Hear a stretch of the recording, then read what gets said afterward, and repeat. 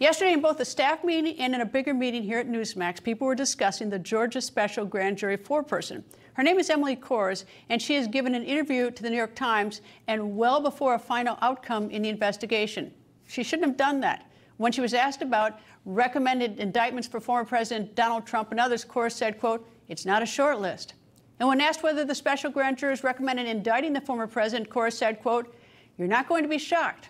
She added, "It's not rocket science, and you won't be surprised." Later in her interview, when talking about serving on the special grand jury, Kohrs says that she was insanely excited, and adding, quote, "This is one of the coolest things that's ever happened to me." At first, I was scandalized. What she said was bizarre for a juror, and why would the New York Times publish that? I even criticized the New York Times on Tuesday, right here in this news show, for publishing what that foreperson said. This article, I mean, just gossip. That's what it is. It's just gossip. No. Well, that was not the end of it. I only wish it were. The special grand jury foreperson also gave TV interviews. Here's what she said in part. I wanted to hear from the former president, but honestly, I kind of wanted to subpoena the former president because I got to swear everybody in. And so I thought it'd be really cool to get 60 seconds with President Trump. I will be sad if nothing happens. Like, that's about my only request there is for something to happen.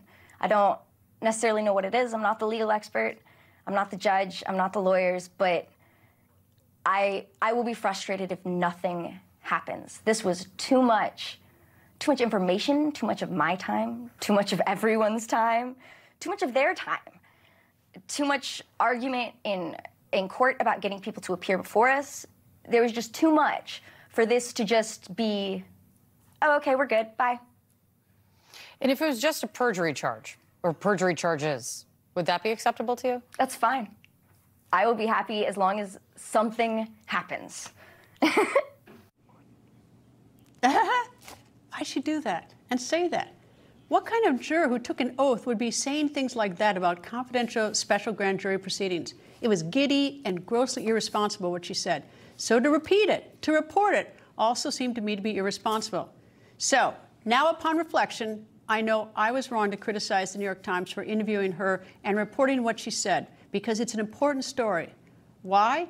To put a spotlight on this special grand jury and whether it was conducted in a fair manner. It peeled back the curtain and gave you a glimpse of what the foreperson was thinking and doing, and it's an ugly one. And whether you are pro-Trump or anti-Trump, I'm sure you agree, proceedings must be fair. She did not take her job seriously. She made a mockery of it. But it gets worse. The prosecutor, shame on the prosecutor. That prosecutor had to have known that this foreperson was unfit for the job. The foreperson should never have been on this panel, or should have been removed once she was on the panel. The prosecutor spent 8 months working with the foreperson and interviewing about 75 witnesses in front of the grand jury. Are you telling me there was no clue for that prosecutor? None? One short interview in the New York Times was enough for the rest of us. We did not need 8 months. And if you think that I'm too hard on this prosecutor, think about this. According to the Atlanta Journal-Constitution, Kohrs, the foreperson, swore in Georgia House Speaker David Ralston before that special grand jury, and she did it, brace yourself, holding a Ninja Turtle popsicle. Are you telling me the prosecutor just stood there watching that, didn't think anything was a bit weird? The prosecutor's a lawyer, an officer of the court, and the prosecutor let that happen? Really? And where does an adult woman, the foreperson on a serious matter, a special grand jury, get a Ninja Turtle popsicle to swear in witnesses? Hold your breath for this answer. The foreperson got that Ninja Turtle popsicle at an ice cream party thrown by, are you still holding your breath? The district attorney's office. It was the prosecutor's party, and the foreperson was part of the party. So yes, this juror is a disgrace. She tainted the special grand jury system and this investigation. And the prosecutor, I would send the prosecutor to the bar. Let the bar decide whether the prosecutor should keep the prosecutor's license. Finally, thank you to the news organizations, including the New York Times, for peeling back the curtain on this one. This is the record.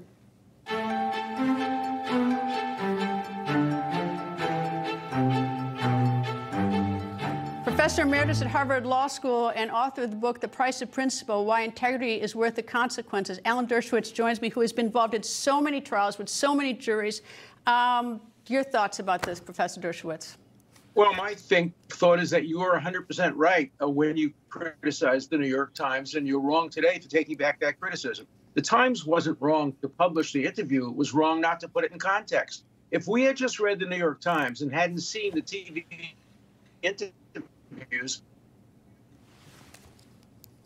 we wouldn't have known in putting in context the horrors of what this woman did and how she may have forever distorted the possibility of getting justice in Georgia for any of the people who were brought in front of the grand jury. So no, the Times did not do a good job. Yes, they should have published it, but they should have published it with all the comments that you've made, all the things that we saw on television. If the television interviews hadn't taken place, we would not know how bad this was.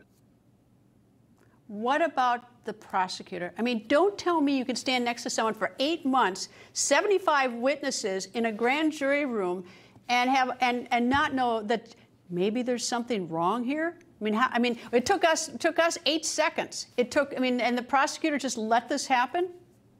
Well, the prosecutor was probably happy with her attitude because the prosecutor wanted to make sure that we had jurors who said, oh, if nothing happens, it will be terrible. I want to make sure something happens. Let's go back just to the big picture for 1 second. The big issue is whether or not a person can be indicted for having said to the Secretary of State, find 11,780 votes, fined. No court of appeals, no appellate court would ever uphold a conviction based on that alone. Fined has a meaning. Look in the dictionary. It means something has been lost and you have to find it. It doesn't mean something has been invented or created. And so the idea of going after a president based on an off-the-cuff statement, find me 11,780 votes, cannot possibly be the basis for criminal prosecution in any just system. That doesn't mean there won't be an indictment. This prosecutor seems to be part of what I call the Get Trump movement. Stop him from running at all costs. The Constitution be damned, justice be damned, precedents be damned, dignity of the grand jury be damned. As long as we get Trump, everything is justified because that's a higher cause and a higher duty. That seems to be what's going on, not only in Georgia, but in Washington, in New York, and many other parts of the country. I can't get over a prosecutor sitting. First of all, a prosecutor partying or having a juror at an ice cream party is incredibly suspect and totally wrong. I'd send the prosecutor to the bar just on that. But then the grand jury foreperson comes in and swears in witnesses on a ninja popsicle, and the prosecutor just stands there and thinks that's okay and doesn't petition the court to say maybe we ought to remove this grand jury foreperson and just sits there. That's another reason in my view, is to send this prosecutor to the bar. I mean, this is all done behind closed doors. This isn't even done in open court. Nobody is yet taken in front of the bar unless they defend Trump. I've had a bar complaint filed against me, largely because I took a different point of view from what the media has taken. And because I defended Trump, many other lawyers have now been brought in front of the bar for defending Trump. There's a whole project called the 65 Project of radical, woke, left-wing, unethical lawyers who have as their project to disbar every possible lawyer who had anything to do with defending Trump. So we're not going to get this prosecutor brought in front of the bar. They're too busy going after people who defended the Constitution on behalf of people they disagree with.